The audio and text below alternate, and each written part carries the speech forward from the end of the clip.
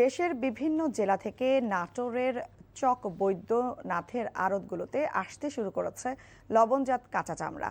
চলছে দরদাম ও কেনাবেচা। দাম নিয়ে মাঠ পর্যায়ের ব্যবসায়ীদের মিশ্র প্রতিক্রিয়া থাকলেও ব্যবসায়ী নেতৃবৃন্দের দাবি, ন্যায্য দামে চলছে ক্রয় বিক্রয়।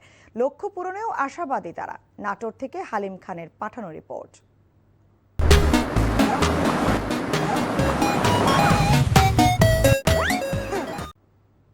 কোরবানির ঈদের সপ্তাহ পেরোতেই সরগরম নাটোরের চক বৈদ্যনাথ চামড়া মার্কেট।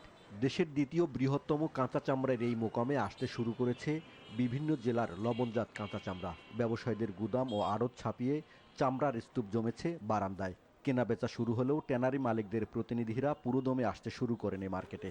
ব্যবসায়ী নেতারা জানান, ঈদের দিন থেকে এখন পর্যন্ত নাটোরের মার্কেটে ন্যায্য দামে প্রায় 3 লাখ পিস চামড়া কেনাবেচা হয়েছে। খুব দ্রুতই বেচা কিনা হচ্ছে। আশা করি আগামীতে আমাদের একটা লক্ষ্যমাত্রা আছে, এক মাস ব্যাপী এই হাটটা চলে।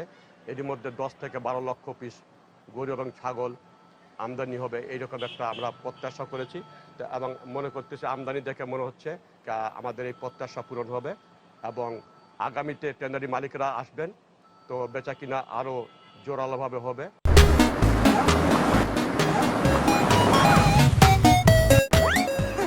তবে বিভিন্ন জেলা থেকে চামড়া নিয়ে আসা ব্যবসায়ীরা দাম নিয়ে মিশ্র প্রতিক্রিয়া জানিয়েছেন।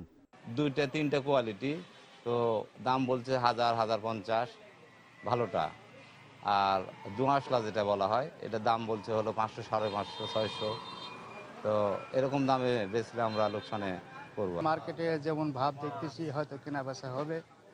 লবণ করা মাল আমাদের হচ্ছে, এই যখন মালগুলো আনলোড হলে লাট হবে তখন হলো কোম্পানি আসতে পারে, তখন হলো বিক্রি করার সিদ্ধান্ত নেওয়ার।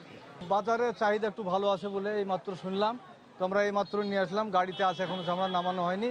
বিক্রি করার জন্য আমরা সম্পূর্ণ প্রস্তুতি নিয়েছি, দামে হলে বিক্রি করব। 1.5 মাস ব্যাপী চামড়া সংগ্রহ কার্যক্রমে লক্ষ্য পূরণ করতে পারবেন বলে আশা ব্যবসায়ীদের। NTV news desk.